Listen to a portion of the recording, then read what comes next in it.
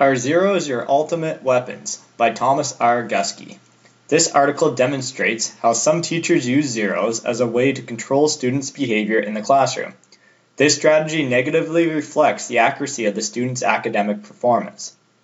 Furthermore, this article addresses that students should be provided with extra opportunities to finish neglected assignments because assigning zeros will drastically skew a student's average.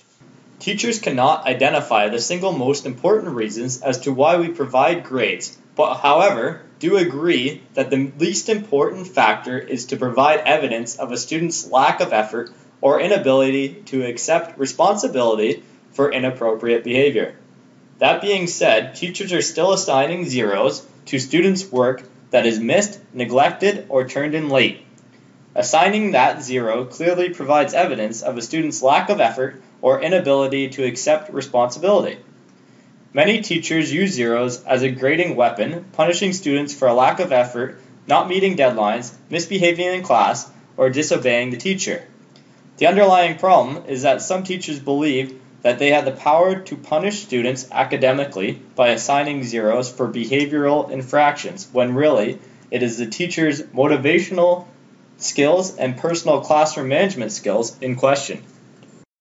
Should inappropriate behavior be reflected in assessment? Achievement grade is based on academic performance. Behavioral aspects can be reflected in learning skills, work habits, or academic behaviors, which specifically highlight homework, punctuality, class participation, effort, and so on.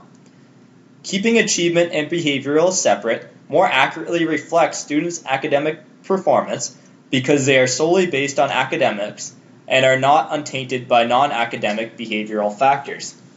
To the extent possible, the evaluation of learning skills and work habits should not be considered in the determination of a letter grade or percentage mark for that subject or course. The separate evaluation of the achievement of the curriculum expectations and the development of the learning skills and work habits provides students and parents with information specific to each type of achievement and clearly and accurately identifies the student's strengths and the areas in which the improvements are needed. The separate evaluation and reporting of a student's development with respect to the learning skills and work habits reflects the critical role they play in the student's achievement of their curriculum expectations. Problems associated with assigning zeros. Seldom an accurate reflection of what a student has learned or is able to do. Students see that receiving a zero leaves them little chance for success or a high grade because such an extreme score drastically skews their average. Therefore, students give up or show little interest in the course because they know how difficult, or in some cases impossible, it is to reach their goals for the course. No studies support the use of zeros or low grades as an effective punishment. Assigning a zero or low grade decreases self-confidence and causes students to withdraw from learning. Many experts in the field of assessment and evaluation discourage deducting marks or giving zeros for late and missed assignments, arguing that such measures do not make the students change their behavior or help them succeed in the long run. They believe that success is the best way to breed more success, that punitive measures such as deducting marks only serve to discourage students and promote failure, and that it is more appropriate to be more productive to focus on preventative measures. These experts are also concerned that because every assignment, whether submitted on time or late, provides evidence of learning, deducting marks for late assignments could misrepresent the student's true level of achievement. They believe that lateness and failure to submit assignments are most appropriately reported and addressed as issues relating to the development of learning skills and work habits. Supporting non-performing students by helping them develop these skills and habits rather than using punitive measures is a matter of meeting individual students' needs and should not be considered a form of unwarranted special treatment. Alternative for assigning zeros. Assigning an I or incomplete grade with the explicit requirements for completing the work. The explicit requirements include special Saturday classes or after-school sessions where students must work on neglected assignments. This provides students a final opportunity to complete the work as no excuses are accepted.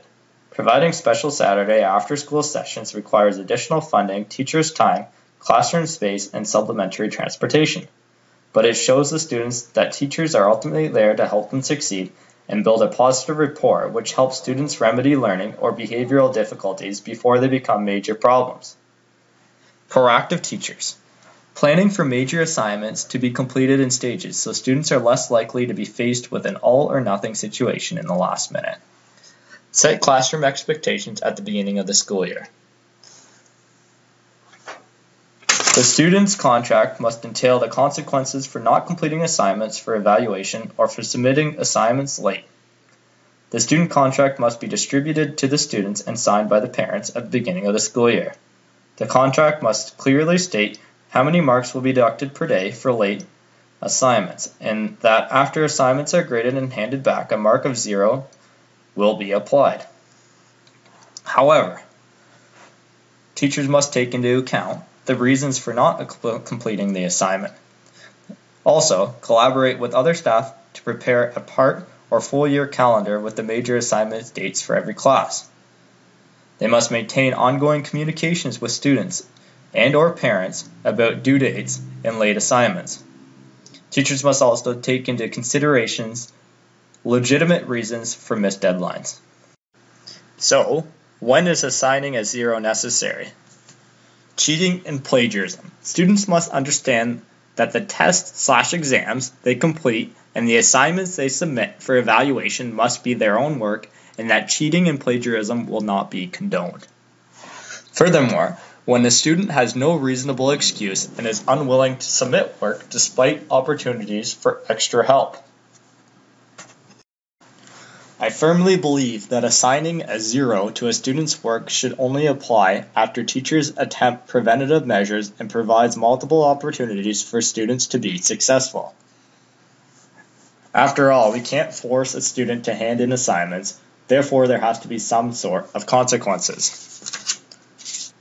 Teachers must be able to motivate and encourage students to believe they can learn and implement strategies that include sharing learning goals and success criteria, providing feedback in relation to goals, and developing students' ability to self-assess as a way of increasing students' engagement and commitment to learning.